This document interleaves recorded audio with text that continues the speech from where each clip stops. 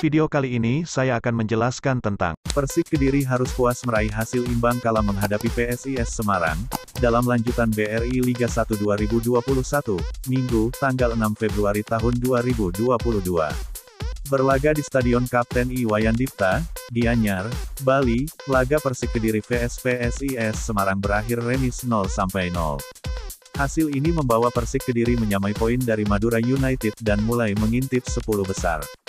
Sedangkan untuk PSIS Semarang gagal menggeser Persija Jakarta di klasemen, situasi tidak lebih mudah untuk PSIS Semarang yang praktis tidak punya banyak pilihan di lini depan.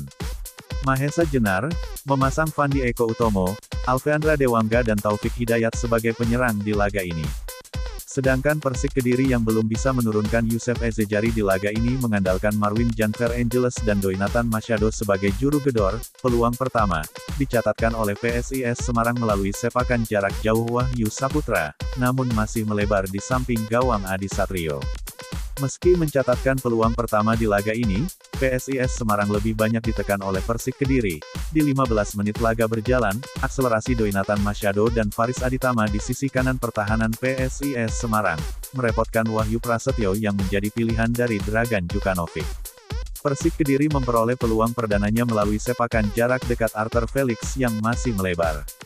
Flavio Beck nyaris mencatatkan namanya di papan skor, andai sepakannya tidak diantisipasi oleh Adi Satrio secara gemilang.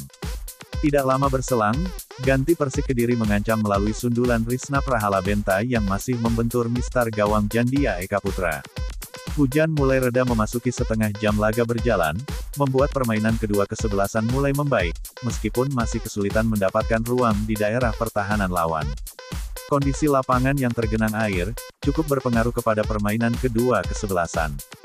Situasi tersebut membuat akhirnya kedua kesebelasan memainkan bola direk yang tidak terlalu efektif.